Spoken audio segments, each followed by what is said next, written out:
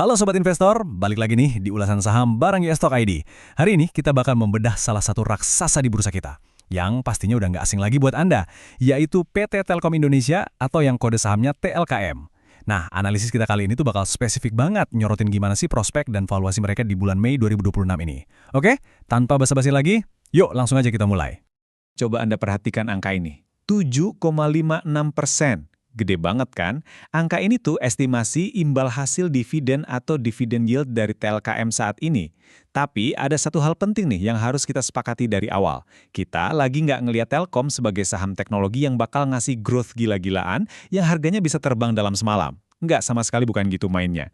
Kita ngelihat TLKM ini murni sebagai instrumen pendapatan defensif yang super besar. Ibaratnya, ini tuh tempat parkir dana di mana investor nyari kestabilan dan dividen tebal, apalagi buat dijadiin jangkar portofolio pas market lagi naik turun nggak karuan. Nah, sekarang yuk kita bedah angkanya bentar. Di awal Mei 2026 ini, dengan harga di kisaran 2.920-an per lembar, kapitalisasi pasarnya tuh nyentuh 286 triliun rupiah. PE ratio-nya ada di kisaran 13 kali. Tapi yang bikin saya paling tertarik itu EV/EBITDA-nya yang cuma 5,2 kali loh. Coba deh bayangin, untuk sekelas raksasa infrastruktur digital nasional yang cetak arus kas sebesar itu tiap hari, valuasi segini tuh hitungannya udah murah dan sangat terjangkau. Biar kebayang seberapa solidnya bisnis mereka, anggap aja Telkom ini tuh kayak jalan tol raksasa yang super kokoh dan lebar di tengah kota. Tiap hari, jutaan orang tanpa sadar bayar tol ini. Entah pas lagi asyik scroll sosmed, kirim email kerjaan, atau streaming drakor malam-malam. Karena semua orang butuh koneksi data, duit yang masuk ke gerbang tol Telkom ini tuh luar biasa deras dan stabil banget. Tapi ya gitu, karena jalan tolnya ini udah mateng banget dan jaringannya udah ada di mana-mana, pertumbuhannya ya butuh waktu, nggak bisa dong kita ngarep besok tiba-tiba mereka nambah 5 lajur baru terus untungnya langsung double. Realistis aja. Terus, kalau gitu, apa sih yang bikin saham ini tetap seksi buat dikoleksi sekarang? Pertama ya jelas, dividen defensifnya yang manjain banget buat para pemburu passive income. Kedua, valuasinya masuk akal kayak yang barusan kita bahas. Dan yang ketiga, nah ini benteng utamanya, aset mereka tuh dominan banget. Punya Telkomsel, menara di mana-mana, ribuan kilometer fiber optik, sampai bisnis data center. Ini tuh ngebentuk parit pelindung atau moat yang susah banget ditembus sama pesaing kecil. Belum lagi nih, ada integrasi IndiHome dan Telkomsel lewat inisiatif FMC. Kalau integrasi ini sukses nekan biaya operasional, wah pasar pasti bakal ngelakuin re-rating. Artinya, saham ini bakal dihargai jauh lebih tinggi dari sekarang. Eits, tapi tunggu dulu. Sebagai investor yang pinter, kita harus ngelihat dua sisi mata uang ya. Di satu sisi, emang banyak katalis positif nih. Mulai dari rilis kinerja kuartal 1 2026 yang lagi ditunggu-tunggu, prospek data center yang lagi hype, sampai rata-rata pendapatan per pengguna yang stabil. Tapi di sisi lain, risikonya juga nyata loh. Ancaman perang harga paket data antar operator itu masih terus ngintai, dan bisa banget ngurusin margin keuntungan. Selain itu, buat ngerawat jalan tol raksasa tadi itu, butuh capex atau belanja modal yang gila-gilaan tiap tahun. Imbasnya, laju pertumbuhan pendapatan mereka bisa kelihatan agak lambat dari yang mungkin kita ekspektasikan.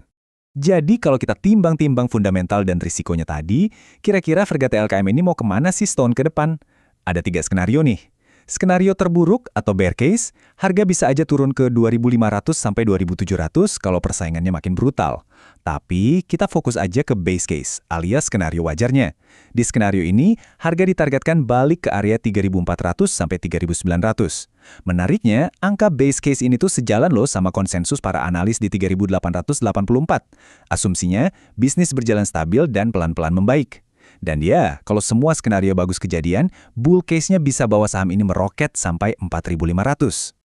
Nah, sekarang pertanyaannya, eksekusinya gimana? Ini dia blueprint 3 langkah yang bisa Anda contek. Langkah pertama, akumulasi bertahap. Ingat, jangan pernah all in ya. Nyicil aja pelan-pelan di area 2.700 sampai 2.950. Langkah kedua, sabar. Pantau terus kinerjanya. Tunggu hasil laporan keuangan kuartal 1 2026 keluar buat ngeyakinin kita soal tren bisnisnya. Langkah ketiga, ini yang paling penting. Disiplin manajemen risiko. Kalau harga jebol di bawah 2.500, ya udah siapin cut loss. Tapi kalau harganya mulai masuk area base case tadi, jangan lupa buat take profit bertahap. Dengan strategi ini, Anda yang pegang kendali, bukan pasar. Akhir kata, coba tanyain pertanyaan ini ke diri Anda sendiri. Apakah TLKM ini beneran cocok buat portofolio saya? Kalau Anda tipe trader yang cari cuan cepat dari saham yang loncat-loncat tiap minggu, jujur aja pegang TLKM pasti bakal bikin Anda ngantuk. Tapi, kalau Anda investor nilai yang suka main aman di instrumen defensif, nyari dividen tahunan yang rutin dan tebal, dan sabar nunggu harganya pulih pelan-pelan, nah, raksasa yang satu ini wajib banget masuk watchlist Anda. Tinggal sesuaikan aja sama profil risiko masing-masing ya.